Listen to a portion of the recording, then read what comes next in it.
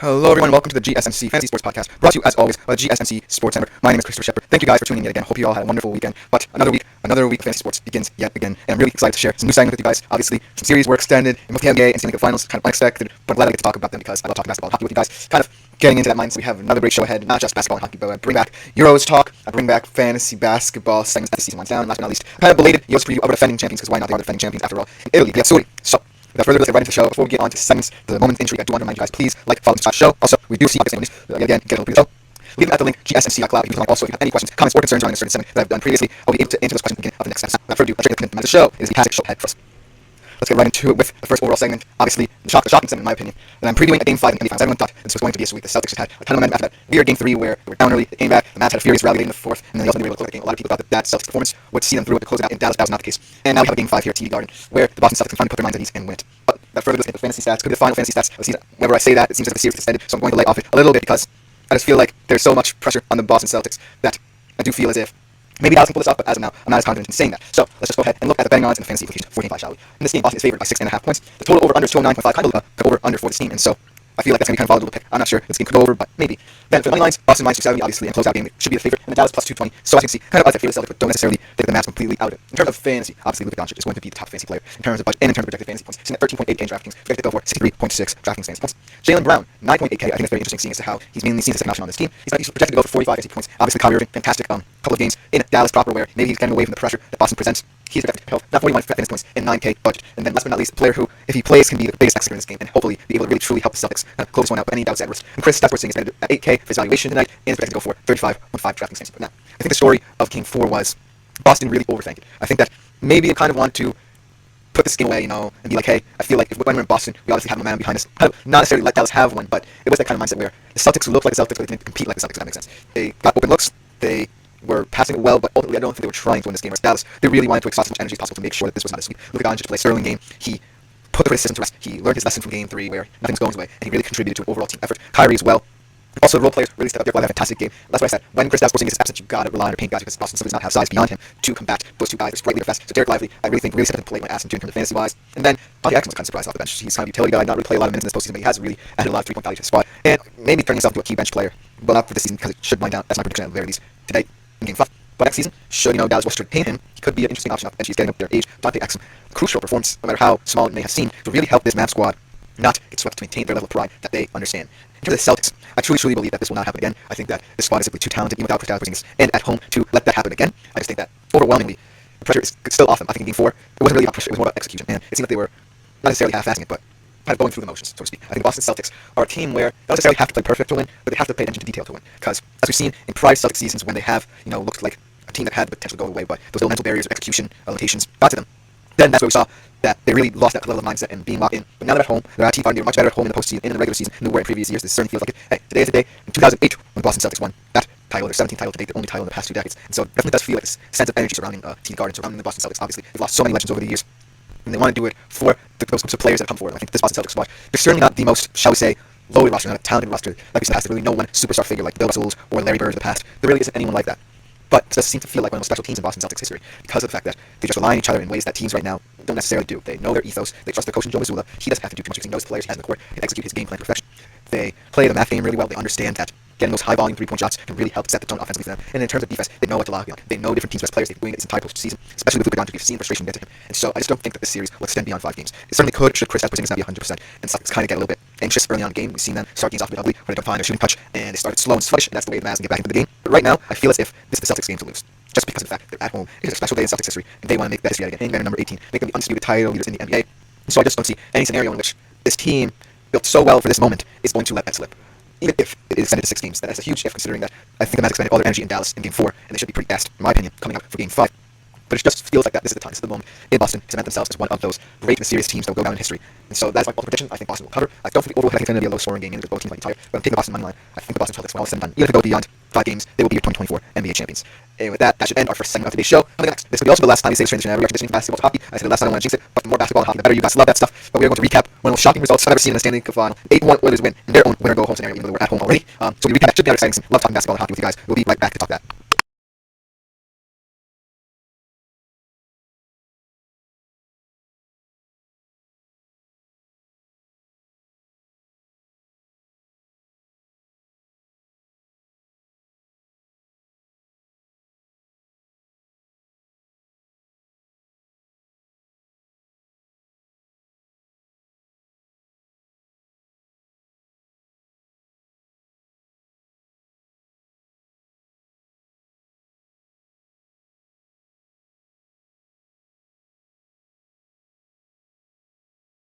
Hello, everyone, and welcome back to GSMC Fantasy Sports Podcast, brought to you as always by the GSMC Sports Network.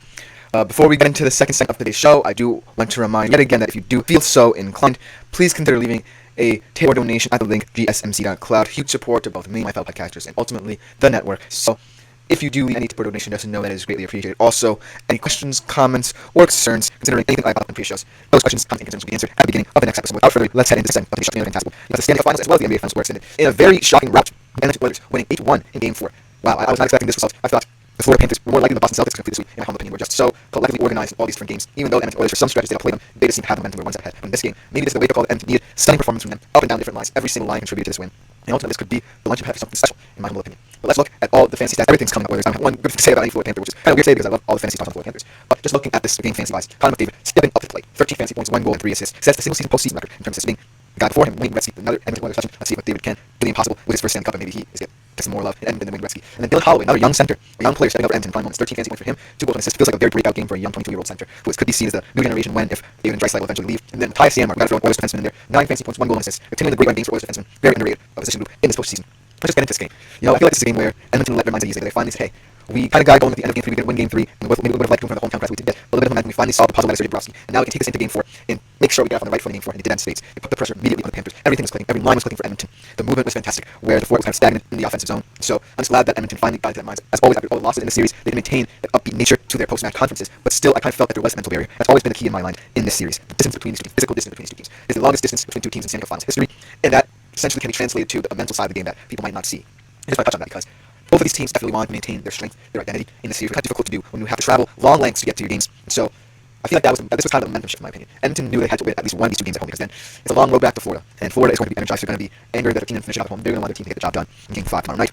And so Edmonton definitely felt they needed a game where they scored that amount of goals and took something away from being at home. In order for them to get to Game 6, they just have to be able to overcome that mental barrier in terms of travel. Obviously, we hear the stories of these Edmonton players having fun in between their long traveling periods, playing different video games, connecting and bonding. But you can't help but feel as if there is a certain level of frustration as a hockey player when you're in a more remote area, especially in the NHL. In Canada, you have to travel all the way south to Florida to play a Stanley Cup Finals game, and it's the first time all your stars are in the Stanley Cup Final. A lot of young players around this team, a lot of these players who have been here longer than we can imagine, they just want to get going, and then that sense of anxiety takes over, and suddenly they tighten up a little bit, and look where they are now, they're down 3-1. But, as always, in my honest opinion, I feel like the Oilers' comeback is more on than the Mavs' comeback, because in hockey, you just need that one weird bounce. Obviously, hockey is a very skillful game, it's centered around fast-paced nature. It's unlike any playing surface in sports, unlike any kind of quote-unquote ball or puck or whatever have you, kind of playing instrument.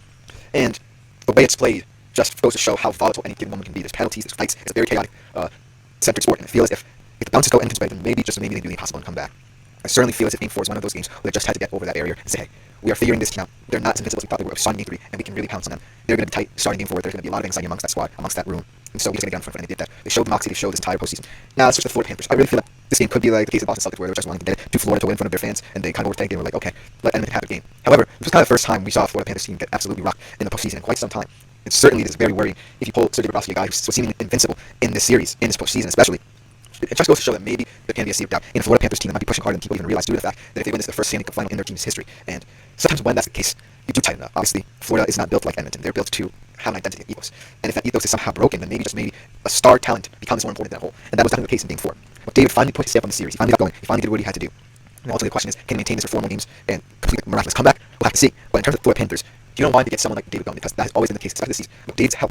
Usually he's known for his goal scoring prowess. This year it's all about the assists, 100 assists in the postseason, 32 in the postseason. And so I just feel as if Florida Panthers are trying to think, hey, this guy's scary now. He's really elevating his game. He's now getting to his spots. What are we going to do about it? And here's the thing, guys. The Edmonton Oilers, despite being a 3-1 hole, have scored the same amount of goals as the Florida Panthers do. I never really talk about the Oilers' defense, especially positively in this series, because of the fact that they've been shitting goals. Maybe it's not distorting here, and a different issue for another day. But it certainly seems as if the Oilers' defense can play well. If they have these moments where the plays are collective, whether the power play shorthanded or penalty kill opportunity, they are the keys to this Oilers team. And I certainly feel as if the momentum from this game is especially going to help the Oilers defense. They're the keys in my opinion. Whoever's going to have Stuart Skinner has to make sure that Stuart Skinner does not face as many high danger scoring chances the Florida Panthers have. That is the key to this. Just limit the amount of chances the Florida Panthers have, and you get yourself set up for success offensively. If the Edmonton Oilers do that, anything is possible. It's not as Boston Celtics face, but anything is possible. So that's the ethos and mindset the Oilers should carry over as they travel to Florida. Tomorrow night, Game 5, the Stanley Cup Finals will take place. Now, just about to do that for the second segment of today's show. Coming up next, we are going back to the Euros mindset. We are going to recap some of the great performances, breakout stars of the Euros in terms of fantasy. You don't want to miss it. It should be a fantastic segment. We'll be right back with it.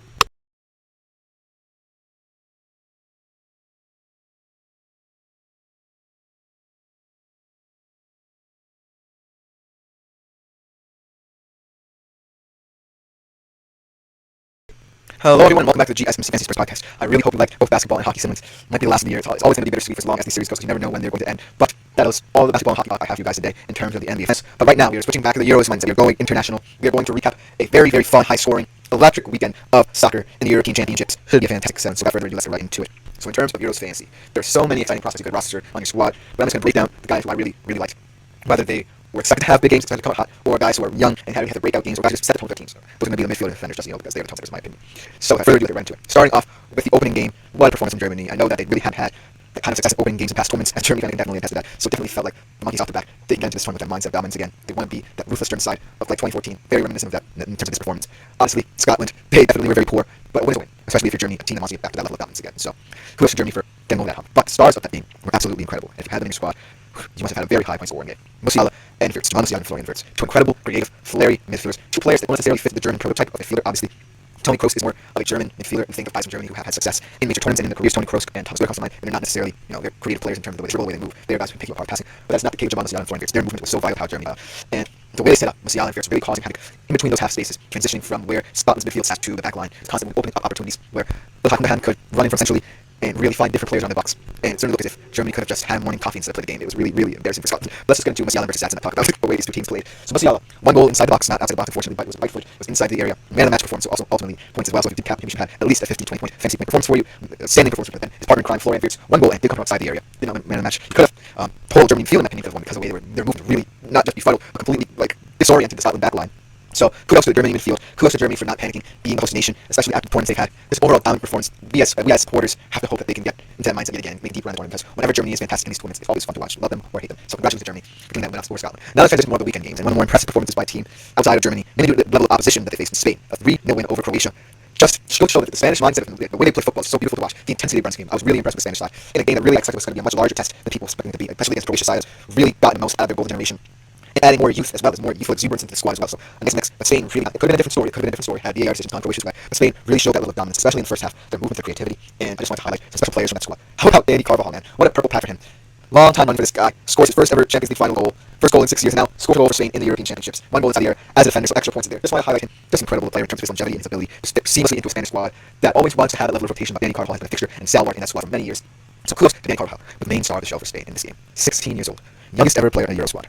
Youngest ever player to have assist, I believe, in Spanish history. Lamine Yamal. He is a huge difference maker. Both him and Nico Williams, just because of their pace, electricity on the wing, whipping crosses into the box. Lovely assist on that goal to Carvajal from Lamine Yamal. I'm really, really excited. Also, 5 successful dribbles for him as well. Just goes to show the level of skill that he brings to the Spanish squad outside of players who are more metronomic in nature, who want to sit back and pick apart. Lamine Yamal, once he gets the ball, he does the best man. He can cut inside, shoot, he can dribble past players, he can deliver crosses. At such a young, tender age of 16 years old, it's incredible to behold. Seeing him in his first international tournament, where the lights are bright, playing against the Croatian side, who has fantastic players, especially in the defense, just completely tearing them apart. Just the instinct and nets, the way he did was completely impressive. Now let's transition to the more intriguing group in this Euros tournament. Netherlands, France, Austria, and Poland. The Netherlands played Poland ultimately much harder than they expected, but they ran out 2-1 winners. A very industrious, hard-working performance from them in Poland as well. Especially without Robert Lewandowski. Impressive performance from them. Really, really heartfelt, spirited performance from the Polish. So kudos to them, but we are going to talk about another key defender, not named Virgil van Dijk from the Netherlands backline. That's Nathan Ake. A lot of people forget about Nathan Ake. He's kind of hidden in that rotation of playmakers for Pep Guardiola and Manchester City defense. But on Netherlands, he's partnered with Virgil van Dijk. I think that really allows him to show his ability as one of the better defenders in the world on his day. 2 assists in this game just goes to show that he can push up the field, make progressive passes, kind of sits in like a number 10 role. He can really advance into the midfield, cause havoc, play off the wing. Nathan Ake is a hugely versatile player, and especially for a Netherlands team that really tried to find its own identity in that game, where they kind of struggled to get shots off. Nathan Ake could be a very vital player for them. And then, in terms of the losing side, Poland, Piotr Zielinski. Whenever we talk about Poland's kind of golden generation, Robert Lewandowski gets all the flowers, but Piotr Zielinski should just get his man. He's a fantastic player, especially when his teammate Robert Lewandowski partner was on the bench injured. Piotr Zielinski really helped him play. One assist, opposite piece, so fantastic. There are 2 corners. So going forward, should Poland score more goals and more production in a very tough group, then I really expect Piotr Zielinski to be one of those players who steps into the limelight. But kind of rounding out our segment here, let's talk about the defending champions. We're going to talk about them later in the show. Let's talk about a guy who doesn't get enough love in my opinion, but I think he's one of the best center backs in world football. Alessandro Bastoni. Really clearance is a wonderful for him in the comeback win over Romania. They had to work, they had to fight as defending champions to get that win, but very important win in a tough group for them. And Alessandro Bastoni, he was the heartbeat of that defense, and he will be for years to come for Italy, and especially in this tournament, as he is organizing the defense transition from the Chiellini Bonucci era to a newer era where more players from other domestic Italian squads are integrated there. That's just about do it for that said. I'm looking forward to the Italy segment at the end of the show where I think they talk more about the defense against Alessandro Bastoni, but that's just about do it for Euros fantasy recap. I hope you guys enjoy. Coming next, we are going to stay in the fantasy basketball realm a little bit. We're not abandoning it just because the finals are winding down. We're going to talk about potential risers and fallers for the upcoming fantasy basketball season. So it should be interesting if you guys want to miss, especially if you're going to miss the NBA finals top 5 live on the show. We'll be right back to talk some fantasy basketball.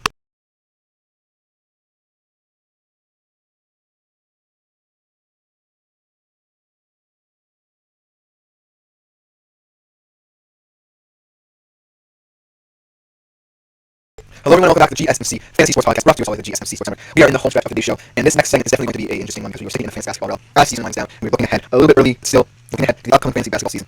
The questions arise. We're going to be some players that potentially rise up the rankings in terms of fantasy, and also some players who might fall, whether it be age, injury, what have you. It's going to be very interesting. We'll pull up graphics here, and let's get right into this show. There we go. Now, there's been so many different stars that have been ascending this league. Young, old. Let's talk about risers first, because there's good players, generally role players from teams that are young enough and but already have a solid core they want to stick with, or players who are playing for worse teams but are in spotlight due to their sort output.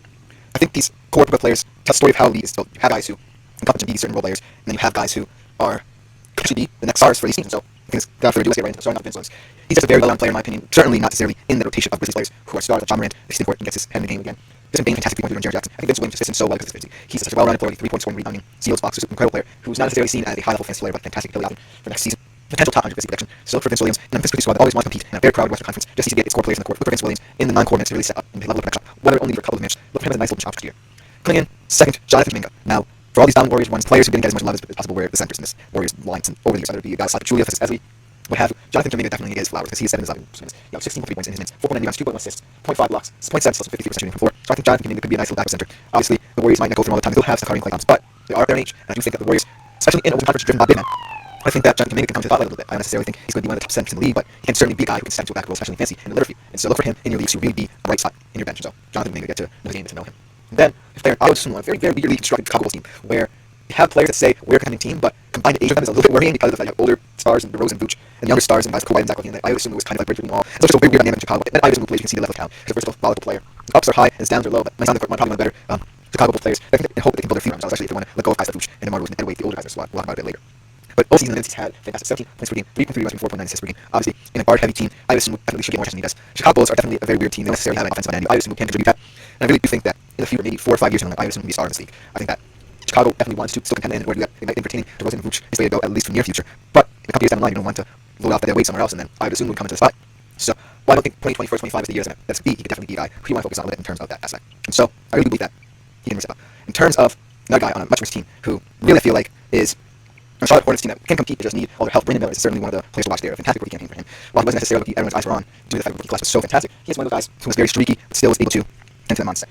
He had 4 games streak where he was already fantastic, 24.3, 6.5, 3.5 shots, but then there are moments where he's really absent. And so he can find a balance between his volatile moments and then his streaky moments. Then if he feels like Brandon Miller can take a player, he's in a setting where ultimately the Charlotte Hornets are the players that they want to carry forward into the future should they become playing team. And right now, Brandon Miller is going to have himself very scrutinized over the years. And so I certainly feel it. You know, he's one of those guys who I think really elevated him from his rookie season to his sophomore campaign. So look out for him. Now, from the good to the bad, the fathers in this kind of mindset here.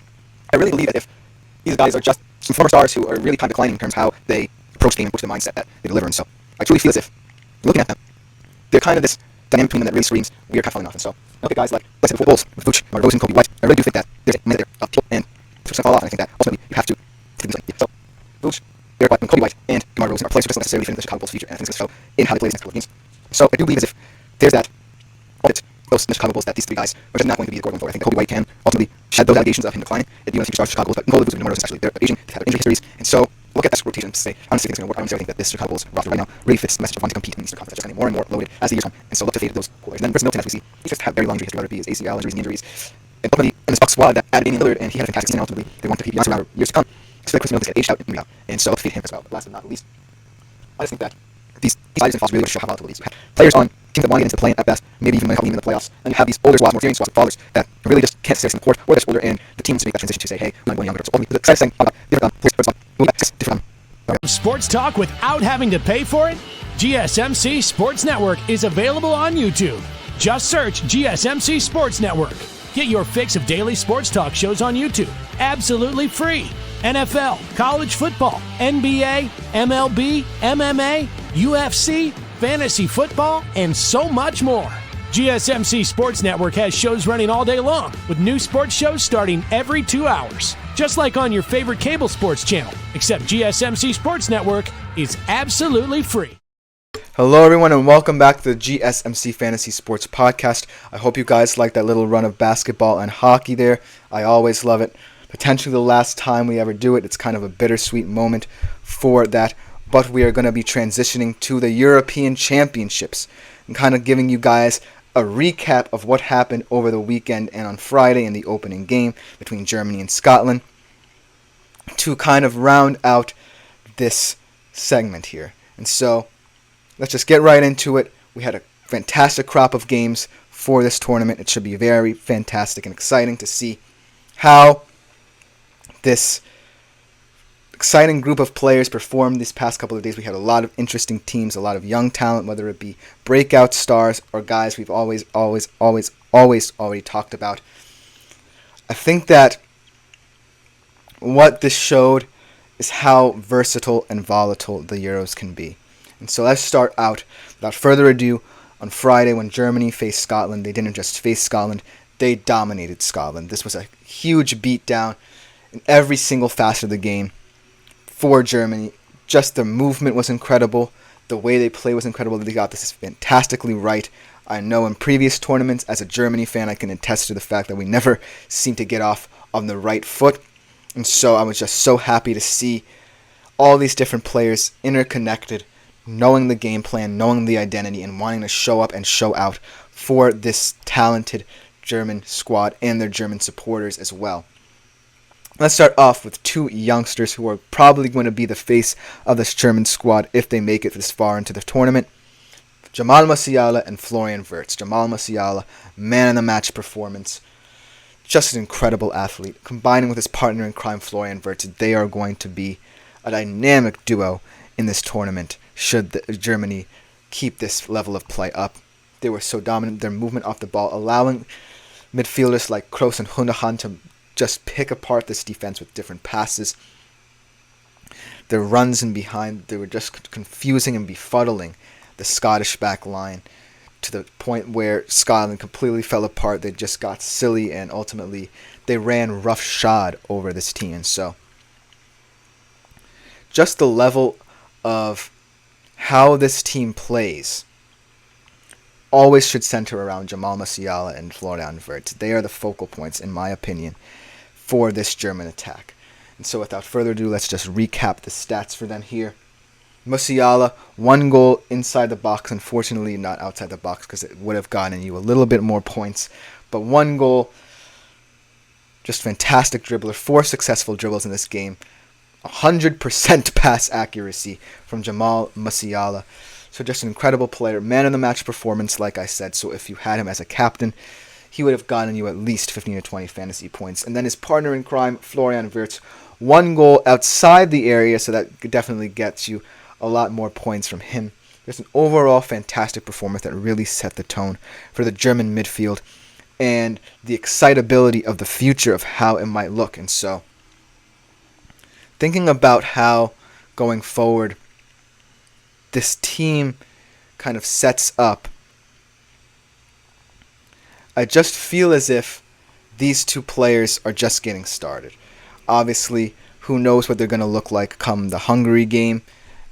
Hungary and Switzerland are two huge tests, even though there are on the smaller side of things in terms of their rankings. But Germany should feel very good about this performance, and I'm just happy that those two were the focal points of their performances. Now let's move on to the weekend slate of games, where you had a huge marquee match between Spain and Croatia. Obviously, both teams in prior tournaments going very far, using their golden generations to fantastic use. But Spain, ultimately, with one of the more dominant performances against a side who people expect to be there in Croatia, their golden generation, mixing in a little bit of youth as well, was just ultimately so pivotal to how they were able to advance in previous tournaments. But let's just talk about how Spain was able to show their dominance, show their intensity, show their metronomic ability to pick teams apart, whether it be through tiki-taka or now that they have electric wingers through that outlet of the wing. And so I just want to highlight a couple of key stars. But before we go into their wingers, let's talk about a defender who's in a really purple patch. How about Dani Carvajal? Just an absolutely astonishing performance from him. He was just confusing and confounding this overall dynamic Croatian side. They had nowhere to go. They just looked befuddled, and Carvajal ultimately was a huge part of that. Just being that slippery presence in the box, whether it be on set pieces, on corners. Not the tallest guy on the pitch, but he proves his might. He adds to his Champions League goal tally. And now he scored in the European Championships to really help the Spanish side get off on the right foot in that tough group. And then, I just want to highlight this young man. 16 years old, youngest ever player to play at a Euros. Just absolutely confounding on the wing. And this is a Croatian defense I was really high on this tournament. A lot of youth to kind of transition from guys like Domagoj Vida to now guys like Josko Gvardiol and Josip Stanisic. And Lamine Yamal, at 16 years of age, just confusing and confounding. A player above his years, just producing on the stage. 1 assist, 5 successful dribbles. He really catches the eye. And if he plays like this throughout the tournament, he could be a fun person to roster for you guys in your Euros fantasy squads as Spain progresses to the knockout stages. Just a really, really, really intriguing option for Spain on the wing because of the fact that Spain are more known for passing to their midfield, playing out the back, using those intricate passing patterns to set something up, hopefully in the box. But Yamal now gives you that guy on the wing who just whip a ball in, cut and shoot, dribble past defenders, and he just really is a pleasing player to watch right now. Now let's transition to more of the other games that happened as well. Specifically, in another tough group with Netherlands, France, Austria, and Poland. The Netherlands played the Poles. 2-1 game, much harder game than the Netherlands did expect. A very heartfelt and spirited Polish performance, sans Robert Lewandowski out with injury. But it just goes to show that even in a group where you're not seen as the favorite, you can definitely play up to these other teams as levels. And I'm just really happy that Poland were able to get to do that because of the fact that not many people were expecting them to compete in this game, let alone in this tournament. And so to show that spirit against a Netherlands side that really was struggling to find an identity in this game, just goes to show how fantastic they were. But on the Netherlands side of things, I do want to highlight a guy who does not get enough love. And that is Nathan Ake. He kind of goes under the radar in that Manchester City defense for Pep Guardiola, not necessarily used as much as other players in the squad. But overall, I do feel as if he should get a lot more attention due to the fact that right now, as of right now, in that backline with Virgil van Dijk, he really gets bolstered. Obviously, Virgil van Dijk gets a lot of the headlines in this Dutch defense. But now that Nathan Ake is seen as the kind of centrifugal force rather than Matthijs de Ligt, he has the opportunity to progress with the pitch, show his talent, because I do think he is one of those guys at the center back position who really is revolutionizing the position, along with Virgil van Dijk. 2 assists for Nathan Ake in this game. Just a fantastically metronomic presence in the back of that line. But on the Polish side of things, obviously I talked about how much spirit they were able to deliver to that back line. And just ultimately rally around the fact that they obviously had nothing to play for in this game, and they just wanted to set up and show out. And Piotr Zielinski, man, I know that Robert Lewandowski has gotten all the attention for this Polish golden generation, but Zielinski deserves just as much flowers for that because of the fact of his skill and his prowess on and off the ball. 1 assist in this game off a corner. He took 2 corners, so look out for him as a set-piece specialist getting those assists should Poland score more goals in this tournament. But I just feel like he's a very fun player. And ultimately, the reason why Poland was able to stick around in this game much longer than expected. But overall, I'm really happy I got to dissect these weekend games in the Euros as it starts up. Just seeing all this talent, young or old, experienced or inexperienced, with a guy like Yamal, I'm just really happy I get to talk about these players for you guys. But that will just about do it for this segment. Coming up in the next segment of today's show, we'll be looking at the fantasy basketball risers and fallers from this past season. Obviously, as Vinyl's hype winds down, you guys might want to be more in tune with the upcoming fantasy basketball season, so stick around for that segment.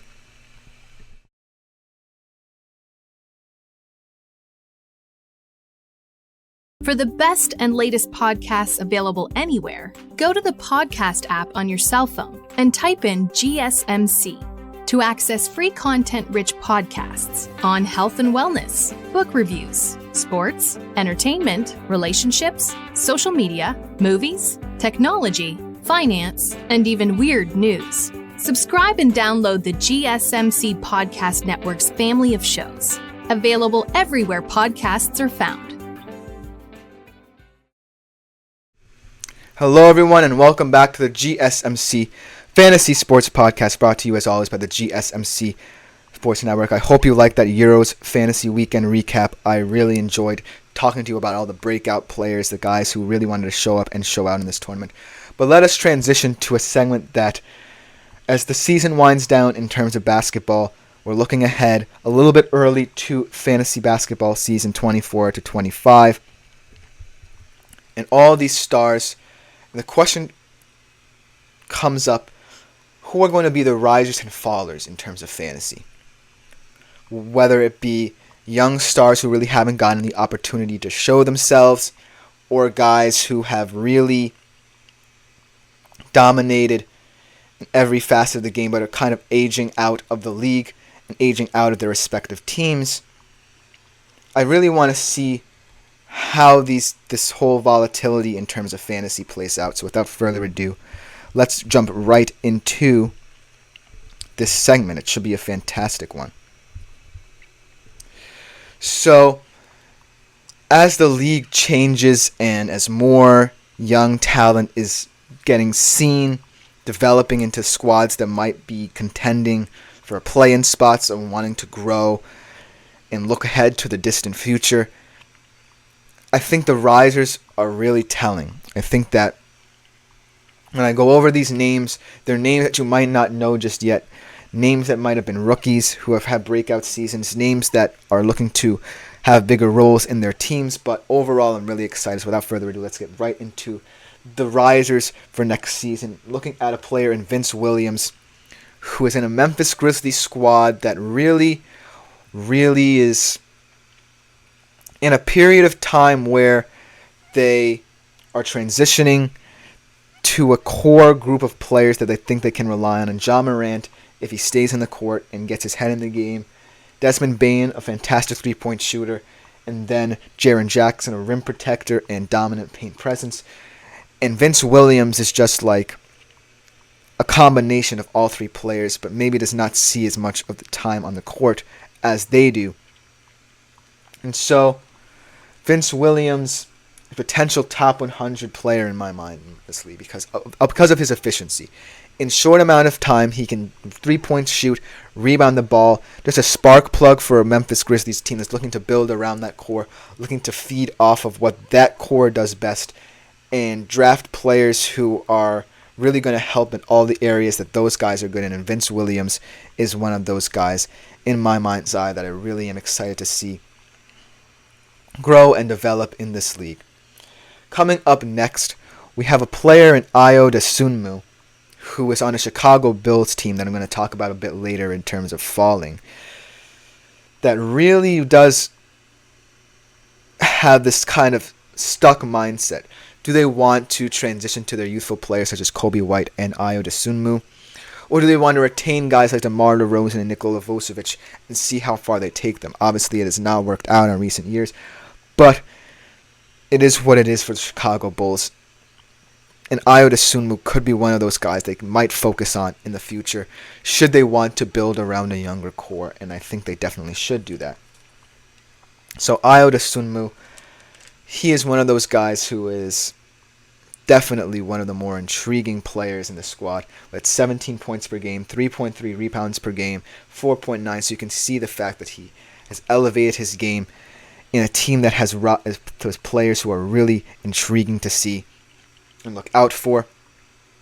But ultimately, I do feel as if he is one of those guys who just needs more time within the rotation to fully develop and fully get realized as a player, because a lot of people might not know who he is due to the fact that Chicago insists on retaining guys who are kind of aging out of this team, and the time is now for Chicago, in my honest opinion, to transition.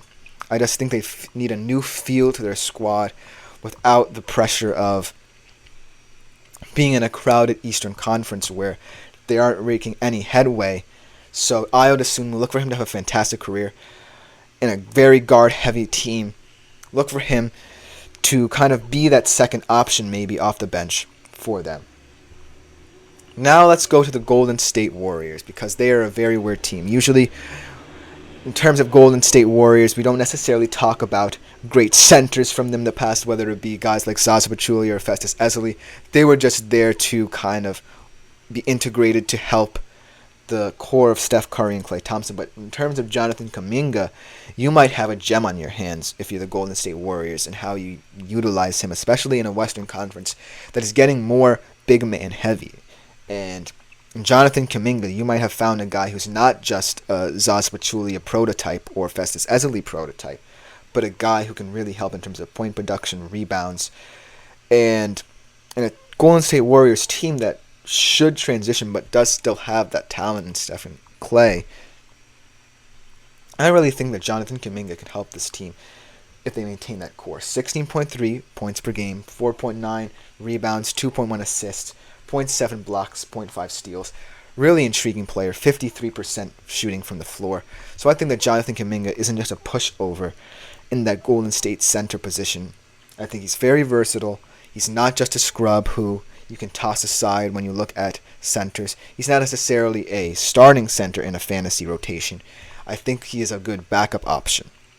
But that should just about do it for the risers. Let's go over, like I said, to the fallers. The fallers are guys who I really think just don't have a good injury history or a history of being guys you can rely upon in terms of how they play. I think that ultimately they're on teams that want to contend but really have to make the decision between young stars and then guys who, they can build around and really hope to have a good future in both conferences. And so let's start off with a team I talked about with Ayo Dosunmu, the Chicago Bulls, and mainly that whole rotation of Kobe White, Nikola Vucevic, and DeMar DeRozan. Now, if that's your big three, it doesn't really show much promise. It doesn't really scare me, especially in a crowded Eastern Conference where obviously the Bulls can sneak into the play-in tournament at any given time, but that's just their limit. That's just their ceiling at this point. They don't necessarily have the mindset to go higher, and the big question for them is it adds to the detriment, of these young players in Kobe White and Ayo Dosunmu who are really exciting and I really want to see more of. When you have guys like Nikola Vucevic and DeMar DeRozan who don't really progress you, they're stuck in the mindset of we just want to get into the play-in tournament and we don't want to compete because obviously it might not be our year. But in 4 or 5 years, you're going to want to find some guys, if you're the Chicago Bulls, and you're still stuck in that play-in mindset to make that transition. And so I just feel as if Vuce and DeRozan will continue to decline and Ayo Dosunmu will continue to rise, and it's up to the Chicago Bulls to decide who they covet more because of the fact that they're stuck in the stasis and they're not going to get out of that mindset. And so that's why I think that the Chicago Bulls as a collective unit in fantasy will decline outside of a guy in Ayo Dosunmu who really deserves more playing time. And so that is the question mark for the Chicago Bulls. And then we're going to transition to a guy in Chris Middleton, who is just in a Milwaukee Bucks squad that doesn't really have a place for him anymore. Obviously, they want to keep Giannis there for as long as possible. They just signed Damian Lillard, so they want that to be their duo. And obviously, it's looking very much like Chris Middleton is going to not have an extended stay there, just because of the injuries catching up to him. And the fact of the matter is, he's just aging out of the squad. Obviously, you can make the same case for Damian Lillard, but his style of play and his abilities, whether as a starter or off the bench for Milwaukee, have shown that his value on the offensive end far outweighs what injured Chris Middleton can give you. And so I feel as if Chris Middleton needs to find a different team that really respects his assets as a player and doesn't overlook him, or B, see if he can make the case for being in a big three. And so ultimately I'm really excited to see how that goes, but that should just about do it for this segment. Coming up next, we are going to be taking a look at the defending champions in terms of fantasy with Italia, Forza Italia, the Azzurri. They're an exciting team with a lot of defensive talent, a lot of attacking talent. You don't want to miss that segment. We should be right back with that it should be a very good one.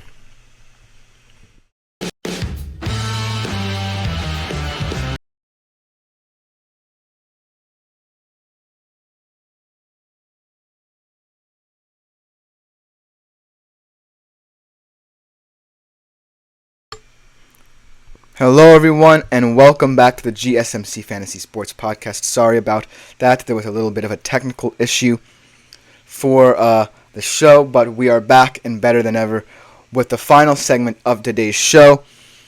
We are going to be previewing for the European Championships a little bit belatedly, but they are a very important team as they are defending champions, Italy. Italy are an exciting, fantastic team. Obviously, they are transitioning a little bit, especially in their backline, but their backline especially is talented because of that transition. A lot of young talent, both in that defensive unit and attacking wise as well. So without further ado, let us get right into them. So as I said before, this is a little bit belated. They did have a game. They ran out 2-1 victors over Albania. A little bit harder victory to earn than people thought it would be. But overall, just a proof as to how industrious they can be when their backs are against the wall. I'm really thrilled that I'm able to deliver this preview to you guys because of their prowess. So without further ado, let's jump right into it, starting off with one of my favorite defenders in the squad, one of the best attacking left backs in world football, in Federico Di Marco. He is such an incredible athlete. When I think of him and the way he plays, he's not necessarily the fastest player. He doesn't beat you with his pace, but he beats you with his IQ. Fantastic crosser of the football. At 5 million euros, a very cheap option in your defensive line, especially if you are building from the back and rostering your team. Look for him to take a lot of set-piece deliveries, and he has proven he can score so many goals from outside the area, can cut inside, drift centrally, invert, whatever you want him to do. Such a versatile defender who will prove his worth to this Italy squad, especially in a trying group when they have to face Spain and Croatia, two talented teams in themselves, in their own rights. And so, Federico Di Marco, look for him to play a very integral role, especially as the knockout stages progresses. I'm not sure he's a group stage player, but his prowess can be seen should they advance to the knockout stages. Let's move from their defense to their attack. And ultimately, one of the players of the last year was in 2021 rather, because of COVID, Federico Chiesa. Only 2 goals in that entire tournament, but they're 2 big goals. And just his electricity and pace, obviously, just getting rotated into that team, and was his first ever tournament as a young player. Now, coming back into the squad, obviously he's had some trying times where he was injured, and he missed a lot of domestic campaigns and games, so we'll have to see how he translates to the international stage. But when he does get on the pitch, he's one of the most electrifying players, one of the most enjoyable to watch players in world football when he's healthy. Just his movement on and off the ball makes Italian football so exciting to watch yet again. And I'm really thrilled and excited to see how Federico Chiesa progresses throughout this tournament. Now, let's look at their midfield talent. Their midfield is going to be a very vital part of how they play their game. They have a lot of rotation in that midfield, especially on their bench, but also in terms of who starts for them. And the player who I'm really thrilled about in this specific lineup and the way they set up is a young star from Inter, Nicolo Barella. He's not necessarily known for scoring goals. I think that what people see in him, though, is the fact that he's very technically gifted. His ability to understand the position at such a high level at such a young age, his IQ is so impressive. He's not necessarily going to be seen in and around the box, but be aware of how his ability to transition that midfield to attack can be seen because of the fact he is going to sit in the heart of that midfield and dictate play. He is going to be how the Italians kind of move the ball from their defense to their attack. And so, Nicolo Barella, at 7 million, he's more of a box-to-box midfielder. They're not necessarily as valued in fantasy as other midfielders who are more creative, like we've talked about previously on this episode.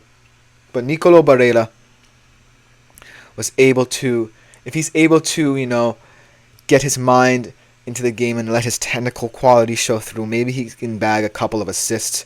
If not more ball recoveries, he's fantastic in terms of that mindset of domestic playing where he wants to get his teammates more involved. So look for that aspect of his game to shine through. I'm really excited to see how his Euros goes, especially in conjunction with Federico Chiesa, his partner in crime. Now let's look at their striker position. Their striker position is very intriguing. They've used a lot of players, Belotti in the past, but this guy, he's really just come onto the scene after a fantastic campaign for Atalanta, after trying times at West Ham. Gianluca Scamacca. Gianluca Scamacca, he had 12 goals for Atalanta this season in only 17 appearances. Did have many of his appearances off the bench, as Atalanta had a fantastic rotation of attacking talent with Ademola Lookman. But for coming off the bench in only 17 appearances and scoring 12 goals, just goes to show that Gianluca Scamacca has goals in him. Obviously, when you think of Italy, you don't necessarily think of prominent strikers. They're not the dominant position in their lineup. But Gianluca Scamacca can certainly be one of those guys who can poach a couple goals in and around the box. He is such a vital player for the squad that can deliver on so many different occasions. And I really believe that he is going to be one of those guys in these squads that can really, really help them as they go forward and as they go on in terms of how they play. And I think that he is going to be one of those key aspects as to how Italy plays in the box. Will Chiesa wish to cut and shoot inside, or will he lay it off to a guy like Scamacca, who we know can be a reliable source up front? And that is the question for Italy, as they're still trying to figure out how to identify so many different players in this squad. And then, last but not least, let's go back to the defense, because the defense is the impressive part of this squad, in my humble opinion. Giovanni Di Lorenzo. He is also going to be very cheap as he sits in that back line. But in terms of ball recoveries, he is the guy for them. He is the right center back.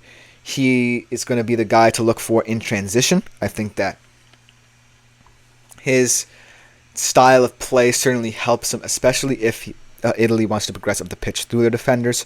And so I do believe that Giovanni Di Lorenzo is not necessarily going to be the focal point of that defense, but he certainly can be in terms of his grit, his physicality, because a lot of Italy's defenders are more technically gifted, but you kind of need that enforcer as well. And he reads as more of like that Chiellini, Bonucci prototype, where he adds that level of physicality and grit to the style of play to kind of counteract the technical abilities of the defenders who surround him. So look for him to be the leader in ball recoveries and interceptions for this young squad. And then, like I said before, Alessandro Bastoni. Alessandro Bastoni is going to be one of those guys who, in that left-sided center back role, is going to show more of his technical ability. Already has a goal at this tournament, so if you are looking for a player in your defense who is also a goal-scoring threat, then Alessandro Bastoni might be your guy. But he has also proven that he can be one of those more physical style center backs, especially in an Italy team that prides itself on their defensive style of play. And so, in my mind's eye, if anywhere in terms of this Italian squad is the place that you want to kind of focus on, if you want a good Italian player, look to the defense. The defense will not let you down in how they play and how they play their physical style of play, also translating to how they transition from defense to attack and getting it up to their more creative players. I really think makes Italy an intriguing option. In terms of whether or not I think they can repeat, they're in a very tough group, and as we saw against Albania, they certainly can be a little bit cocky in how they play. They are the defending champions, they hold that air about them, but defending champions don't necessarily get their way, as we've seen in recent tournaments. So Italy definitely has to be wary of this kind of mindset of, oh, we're going to come in and sweep this group, because they are in the toughest group. They did not get an easy path through to the knockout stages.